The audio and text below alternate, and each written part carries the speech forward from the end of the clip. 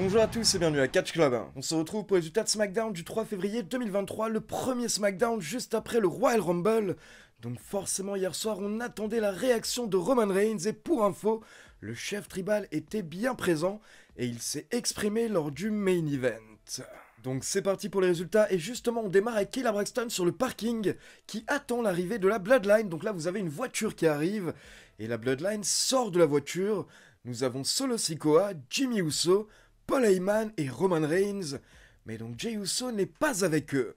Ce qui fait que Kayla Braxton va vers Roman Reigns et elle lui demande des nouvelles par rapport à Jey Uso suite à ce qui s'est passé au Royal Rumble. Mais là, Roman Reigns refuse de répondre et il trace sa route.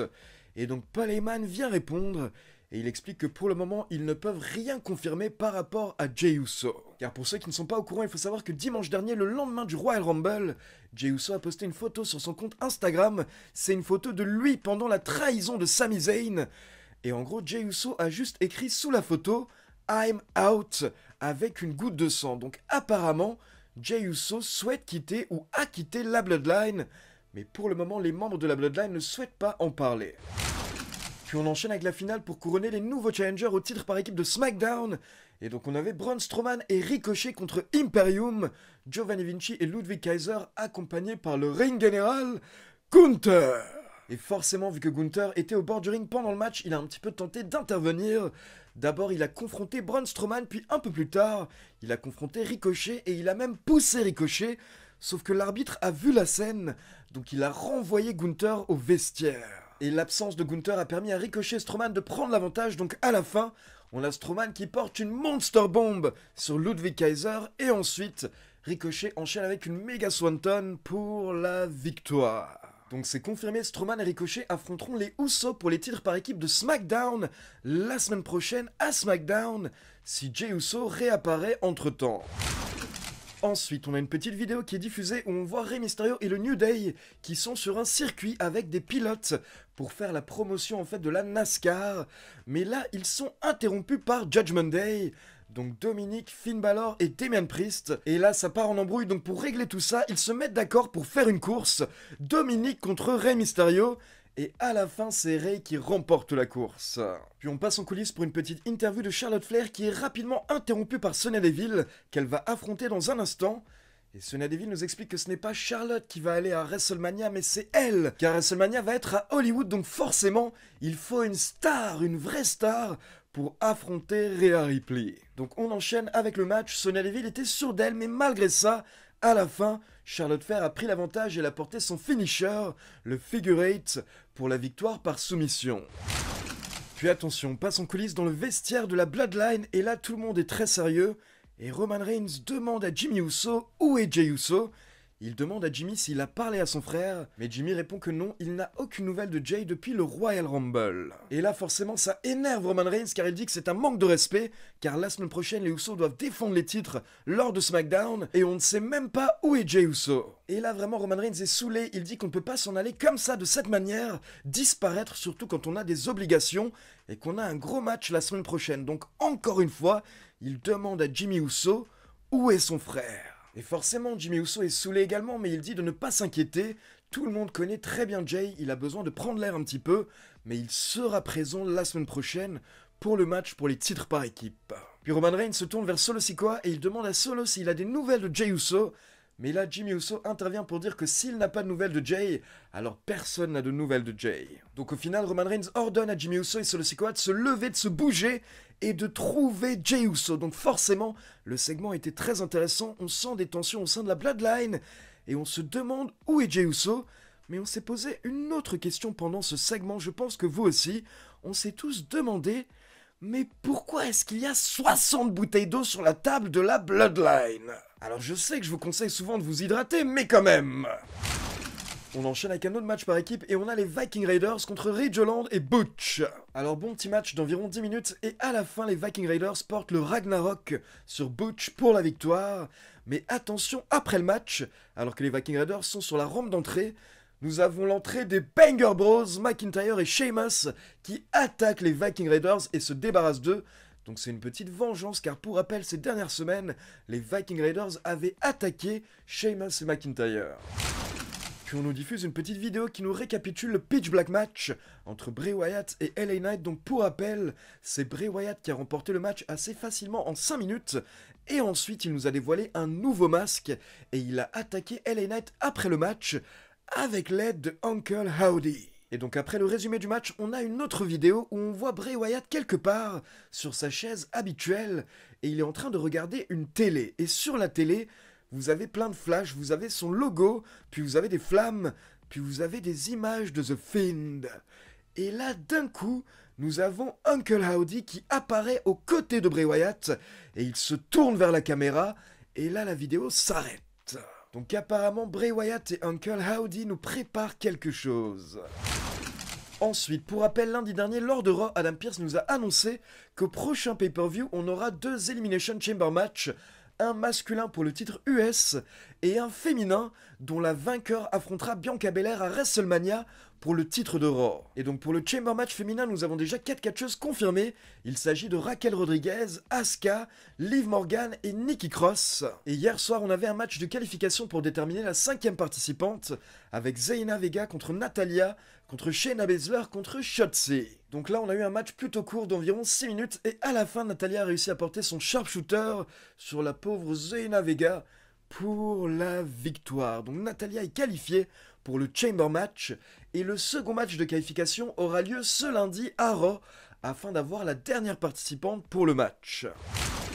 Puis attention, on retourne dans le vestiaire de la Bloodline et là on a Paul Heyman qui tente d'appeler Jey Uso, mais au final il explique à Roman Reigns qu'il tombe à chaque fois sur la messagerie. Et on a également Jimmy Uso et Solo Sikoa qui reviennent dans le vestiaire mais ils n'ont pas de nouvelles de Jey Uso non plus. Et là Roman Reigns dit qu'il ne comprend pas, que Jey Uso s'en aille alors qu'ils étaient tellement bien, il n'y avait aucun souci, la Bloodline dominait parfaitement la WWE.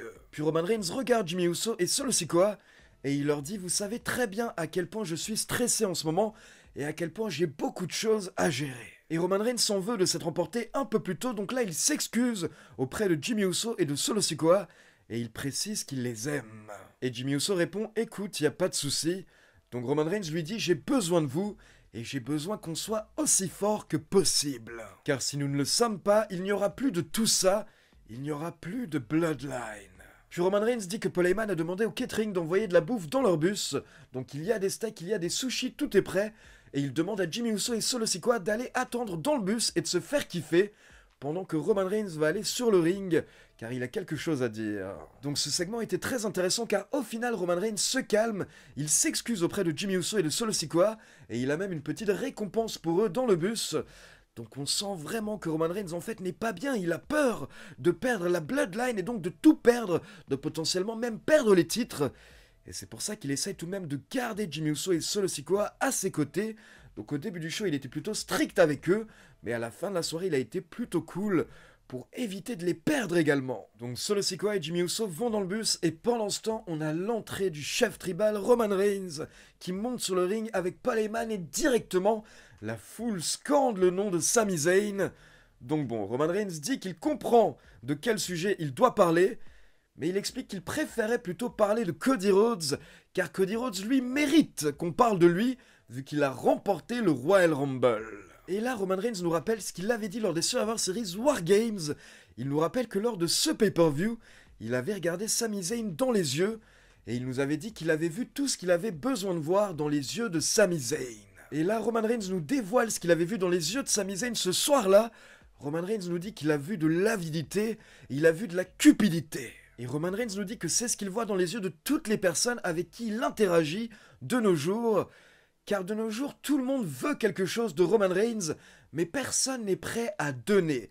Tout le monde veut profiter de Roman Reigns et de la Bloodline, et c'est exactement ce que Sami Zayn a fait. Roman Reigns dit qu'il a donné à Sami Zayn l'opportunité d'une vie, et en échange, tout ce qu'a fait Sami Zayn, c'est l'utiliser. Et là, Roman Reigns s'énerve et il dit que la foule est exactement comme Sami Zayn, car tout ce que vous faites, c'est vouloir, demander, prendre, mais vous ne pouvez jamais donner aux autres.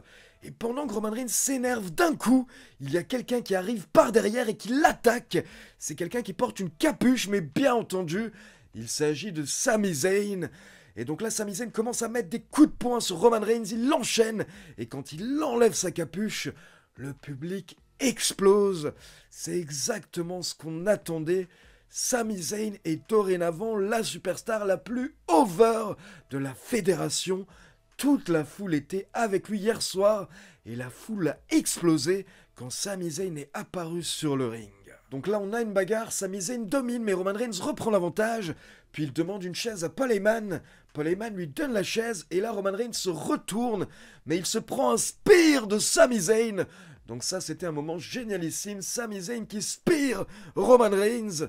Et derrière Sami Zayn voit la chaise et il comprend que c'est le moment de se venger. Donc il prend la chaise et il veut frapper Roman Reigns. Mais au dernier moment, Roman Reigns sort du ring. Donc là, Sami Zayn va prendre le micro. Sami Zayn est surexcité et il dit qu'il veut affronter Roman Reigns. Et Sami Zayn nous dit qu'il n'a jamais rien voulu, il n'a jamais rien demandé à Roman Reigns, mais cette fois-ci, il veut quelque chose et il va le prendre. Sami Zayn nous promet qu'il va prendre les titres de Roman Reigns. Et là, la foule est ravie, mais malheureusement, Sami Zayn se fait attaquer par derrière par Solo Sikoa et Jimmy Uso, qui sont de retour dans l'arène. Et là, vous avez Roman Reigns qui sourit pendant ce temps sur la rampe d'entrée. La Bloodline est en train de reprendre le contrôle. Et donc Solo Sikoa porte le Samoan Spike à Sami Zayn, puis Jimmy Uso s'acharne sur lui, et il prend une chaise et il la met autour de la tête de Sami Zayn dans le coin du ring, pour que Solo puisse lui porter le hip attack. Donc Solo se prépare, mais au dernier moment, Roman Reigns l'arrête. Car Roman Reigns veut parler directement à Sami Zayn, donc là il se rapproche de lui. Sami Zayn est quasiment KO pour info. Et la foule est en train de scander « We want Jay !» Donc on veut Jay. Mais là Roman Reigns justement parle à Sami Zayn et il lui dit « Écoute, tu entends ça, la foule veut Jay, mais je ne peux pas leur donner Jay car je n'ai plus Jay, car tu as brisé la Bloodline, tu as brisé ma famille. Du coup, je veux te briser devant ta famille et tous tes proches à Elimination Chamber à Montréal. » Puis Roman Reigns prend ses 2 titres et il confronte une dernière fois Sami Zayn en lui disant « Tu vois, c'est simple pour moi. Ce n'est pas un rêve, c'est une réalité. Je suis le boss. Et tu aurais dû rester au sein de la Bloodline, mais maintenant c'est fini pour toi. » Et donc directement à la fin de SmackDown, la WWE nous confirme que Roman Reigns va affronter Sami Zayn lors de Elimination Chamber à Montréal chez Sami Zayn pour le titre Undisputed. Ce match va être fou. Sami Zayn va être accueilli comme un dieu, comme un héros, comme un super-héros. Et j'ai tellement hâte de voir ça. Il suffit de voir l'accueil qu'a reçu hier soir Sami Zayn. Mais imaginez-vous ça fois 1000 à Montréal. Et en face, on a un Roman Reigns tellement énervé et tellement puissant. Et on a ce point d'interrogation par rapport à Jey Uso. Donc actuellement, ce qui se passe autour de la Bloodline, c'est tout simplement passionnant. Donc voilà, c'est tout pour les résultats de SmackDown, et maintenant comme d'habitude c'est à vous. N'hésitez pas à me laisser vos avis dans les commentaires, et comme d'habitude, n'oubliez pas de liker la vidéo, de vous abonner à la chaîne et de cliquer sur la petite cloche pour être informé de la sortie des prochaines vidéos. Ciao tout le monde!